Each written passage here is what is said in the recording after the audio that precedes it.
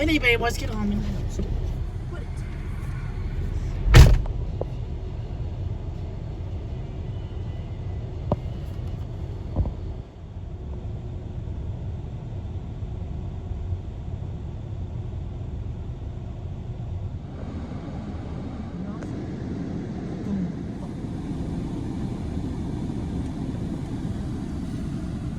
It's called it's called Car 42.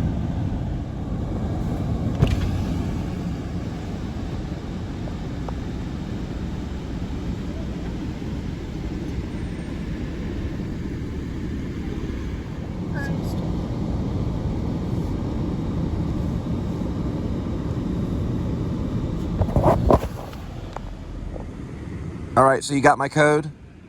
Yeah. Big breakfast with hotcakes. Okay. I completed. Anything else? Is that it? Don't you need any condiments? No, it's fine. Yes, we do. Oh, yeah, we do. We need condiments. What kind of condiments? Picante sauce, ketchup, grape jelly, and strawberry jelly. Pecani sauce, ketchup, grape jelly, and strawberry jelly. And butter and syrup. Buttered syrup, please. And plastic. You want extra butter, extra syrup? Yeah, plasticware. Not extra butter, just regular. Regular butter's fine. Anything else? No, that's it. That's good. Okay, it's gonna be $6.75. Thank you.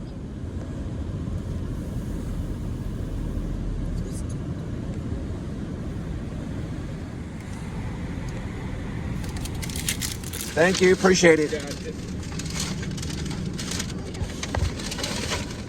all right.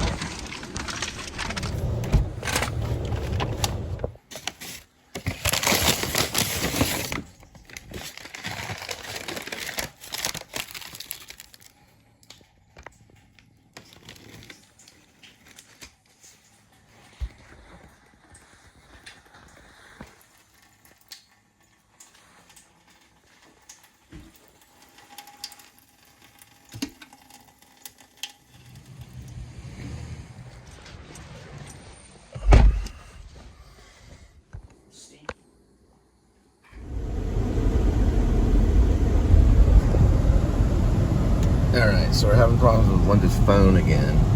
This is an SE. They're pretty good models. They're actually 5G. My iPhone 11 is not. So the SE is before the iPhone 11, but it's specialized, and you can see that it is 5G. You can kind of see it right there.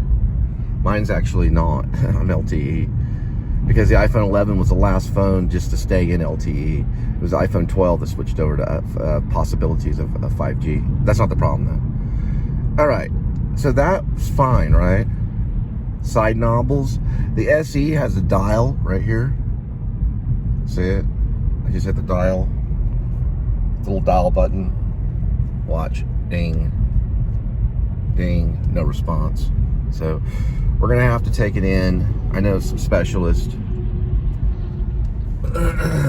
And we've used them before. Had some good results. I haven't checked on the vlog. If you put in the vlog, Cole Spivey, cell phone repair, you'll see it pull up. I think they go by ER. Their ER cell phone repair. A couple of kids handled it last time. They did it in a matter of 20 minutes, 30 minutes. Ooh, this might be Guitar Center time. So over by cell phone repair ER, there is a Guitar Center, which is a good place to kill a little bit of time while they mess around with things. They gotta do a little stuff to it. I never really asked them last time the exact details of stuff. This is whenever you get into like hacker talk. I mean, they're borderline that when it comes to the construction of the phone. The real guys that are dangerous are the ones that know how to code, because coding is it's kind of a secret language depending on how far you go. Oh, and I heard some stuff about the dark web. Don't know if it's true. Supposedly the dark web, all of it, and I don't know how dark it gets, it's supposedly controlled by the US Navy. If you could imagine that. Not for sure on that one. That's a rumor I heard, that they actually control it. But I know that there's a few hackers that can dodge in and out of it, probably. Different VPN devices that are rigged, where they can explore and look around. Hence, one guy named Mark. Anyway, we're headed to cell phone ER repair, and then maybe I'll run into Guitar Center. And also, I get to advertise outside of their business. This one's brought to you by Celsius. It's a sparkling melon strawberry. So they're gonna do the color purple Charlie factory at Casa. That's not what I really want to talk about. I was watching some live stream last night because I watched Trent the Traveler's new video, which he's one of the best vloggers that we have out there. He's got film school training. He's pretty good. He's pretty good. But he does a side one now that's growing. Trent the Traveler's already at 1 million subscribers.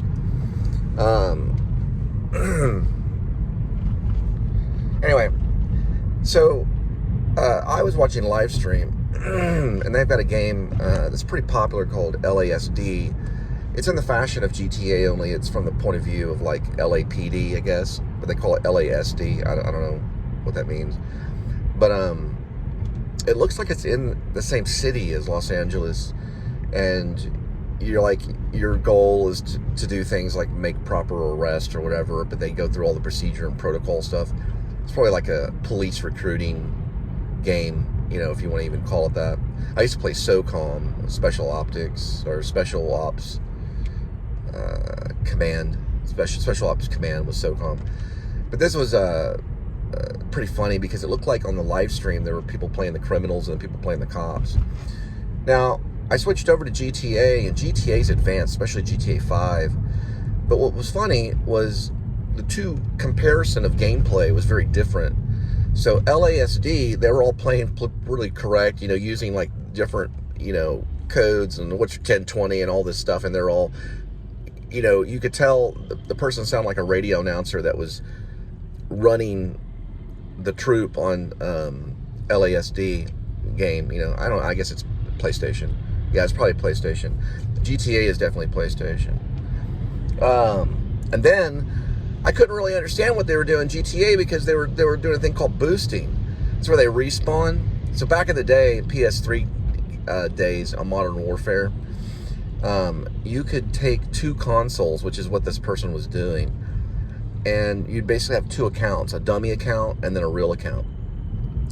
So you would log in and you'd go into a room and you'd basically shoot the other dummy account, which didn't really move around. At least you moved it with your own controller because you were dealing with two consoles. You'd shoot that one and it would respawn right in front of you and shoot it again, and you'd do that until you build all your weaponry, like your armor and basically your all your guns and attachments and stuff, and then you could go into another room and you'd be ready to go. I called it boosting proudly. That's all they pretty much were doing in GTA. You kept going in circles, going from some garage, getting in a helicopter, and then jumping out of the helicopter, and then would say wasted, and then he'd do the same thing over and over again. I guess he was trying to build the vehicles just past Apple.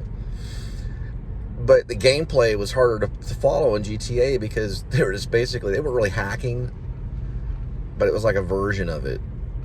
We're going to pass a bridge here in a minute. I thought it was cool, the two different gameplay stuff. I'm sure they have glitches. They call it glitches in each thing. They had a glitch on SOCOM where you get up on a canyon and you couldn't be seen. Yeah, on SOCOM you could glitch out of the game in a way, and you're like in the clouds.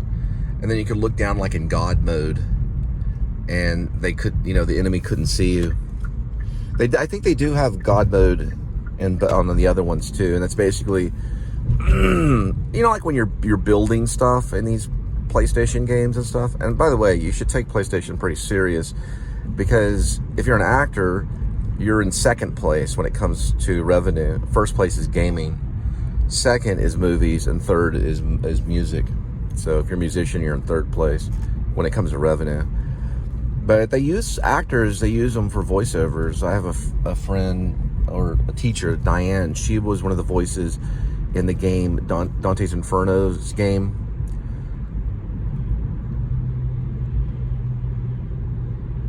The Divine Comedy game. I think it was called Dante's Inferno. She played one of the witch voices, which I always told her she could play a witch. Park Hill. What I think is cool, though, is to have all the cities mapped out, which I don't know if GTA only is in LA, but have all the cities mapped out to where you play like an adventurer, where you can go, and they probably already have this, and you go to one city and it's mapped out, like you have Carl Montgomery real estate if it's been there forever. Certain businesses are still there, you know, in the games. So it's like, plus they're switching over to the virtual reality. So it's going to be really, like, if you're going to get in a ride share or any business that has to do with transport, then you're going to really pretty much know the layout of the city through virtual training, basically. Meaning you're going to know that after this bike lane here, blah, blah. But if they don't update it, which they probably will, the gamers will have to, it'll be harder, you know, to figure it out once you get there and you know, reality. Because pretty soon, in a matter of a decade, that virtual reality stuff's going to flip out on gaming. I think really, you know, when it comes to vlogging, I think you can really probably do it from pretty much anywhere in the world. When it comes to vloggers like Adam the Woo, and I'm just making a comment, location's a pretty important, vital, important aspect. And then, you know, it comes to like any movie, location is pretty important. You know, filming locations, like scouting, this area right here is pretty cool. I'm trying to get, it's a drive, so it's hard to see. Bel Air, yeah, Bel Air Drive. You know, it's like almost everything in a lot of cases, especially like with filmmakers like David Lynch and stuff. A filming location was a very selective, they're from California, highly selective. You know, Overton Park we've used it as a indie filming location when I was back and going into college. We were trying to do a trial film, or just basically a film called Blue Season, which got a friend of mine in NYU Film School. At least sections of it did. But we continued Blue Season into, I think, 1993, 94, going into 94. Rob Vasquez was the screenplay writer of Blue Season. I was the lead actor, Martin, and my friend Charles Statham, who was a New York actor, he was the character Alderman. Right, we did some stuff there on that part. Angela Gant went with us to oversee, I guess, to see what we were doing that day, and we had battery issues. Not like battery issues, but like, you know, like the battery on the camera. And I rolled down a hill, and she said, you know, once y'all get your technique down, y'all are gonna be pretty good. That was one of the things she was always saying. You know, that meant you needed work. Yeah, I was horrible at auditioning. I did get some lead roles at Texas Wesleyan, because it's coming out of Texas Wesleyan, but there was some connection with Pascal High School, some other people, you know, which happens to be another guy named Taylor Sheridan, who's doing Madison right now. Madison, I believe, in New York, and here in Fort Worth. Yeah, he's making parts of Fort Worth look like New York, maybe. Regardless, oh, this is Kansas. They're from Kansas. Regardless, anyway, I'd go and audition at Texas Wesleyan, and, you know, I'd be doing some audition for some play, and it would be like a group audition and stuff. And she was pretty good at auditioning. She was actually a playwright, but I think she had done some work, some acting work. She had a streak of white in her hair. She lived in New York for like 20 years or something. Anyway, she was also one of the executive producers, or the producer, of Back Page, which I played Gary Lincoln. He's the scary guy that shows up. He's like, oh, hey, what's going on, and all this stuff. I got a delivery for him, you know, whatever. And there's this whole method, kind of, you know, James Dean angst hitting a wall kind of thing. Well, anyway, she produced that, but she was there overseeing it. I mean, if she would have went to New York and got a Tony for a play or something, we'd be in like Glenn. We know a guy named Glenn. He's probably in anyway. But there are people here that land on Paramount Studio or Paramount Picture sets. I know one guy named Mark. He was on a Paramount movie that came through. He wasn't like the main role, but that's still pretty big. Yeah, they do have a little extra casting stuff. I signed up for Legacy Casting, so you can find me on the roster there. I put in all my information. You can just sign up. I don't even think they ask for any money, which is crazy because in LA or Hollywood, they're going to ask you for a little bit of money to sign up for their Cinex casting, which I was part of Cinex casting whenever I met Frank Darabont and hung out with Jim Carrey. But anyway, regardless, she was there, and that's what she always would say. And then one of the auditions I'd go, she'd say, once you get your technique down, you're going to be good. You're like, damn, I have no technique. I don't know. I know what she was saying, though, because in an audition, you have to have definite choices made so that they can see what you can do, maybe. Or maybe not, I don't know. But there's probably a technique to auditioning. Just like there's a technique to doing a play. There can be. The only problem is the method actors will go, what are you talking about? And that's right, they should do that, because Brando would say it was all BS. Just like whenever Stanislavski Constantine went back to Paris, France, or he went to Paris, France, and Stella Adler followed him and then talked to him, and he turned around and said, everything I taught, everything that I believed in, all the books I wrote about acting, all the direction, everything, it's all a lie. Don't believe in any of it, basically is what he said. Stella Adler would tell you that. All right, this is known as South Drive W. There's a 7-Eleven. There it is, cell phone repair. I thought it had the name ER in it. Maybe that's just what I called it. CPR. Okay, never mind. As in cell phone. I got it mixed up with ER. Sorry, it's CPR. Cell phone repair, CPR. Got it. All right.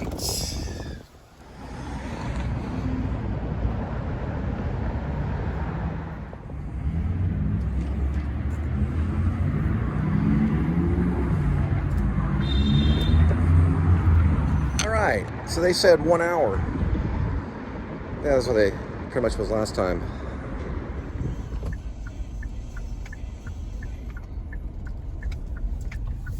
I still believe that Metallica is technically the most talented band that's ever been, other than maybe Led Zeppelin and the Beatles.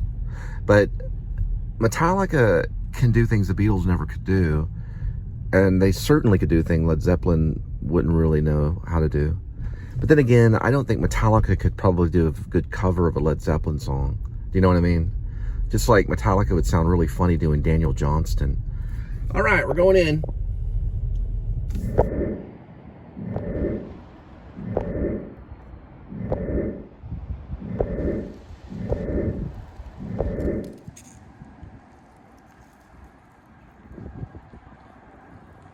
Pretty much filmmaking, keyboards, DJ, lighting, recording, drums, and live sound.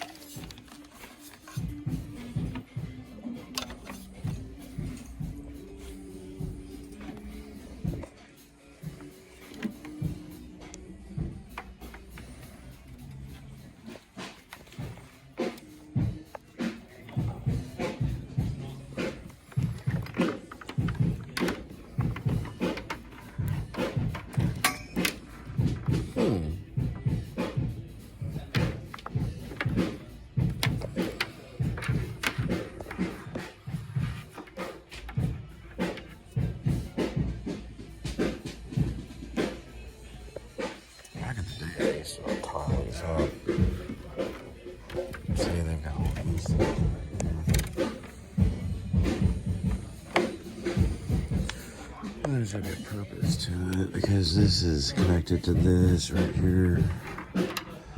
And this is definitely wanting to be connected to something.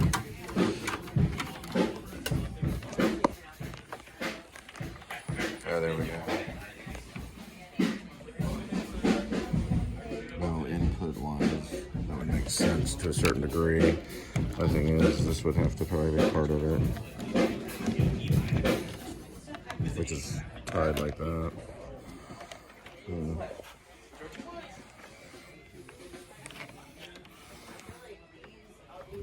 Which this is probably. Oh, I see. What is that? What? Oh, I see. No way.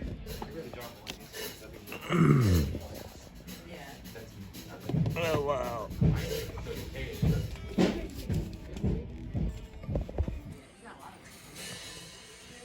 Okay.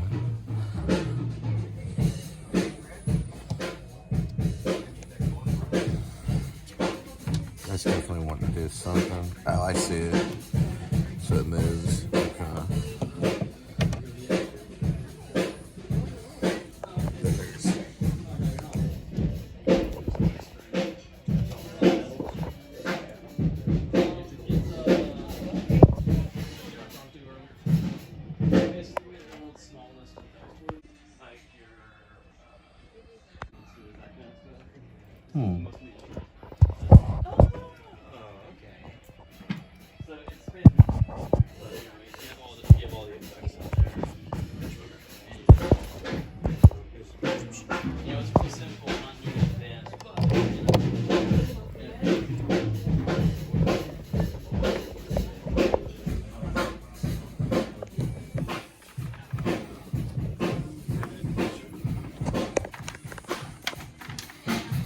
All right.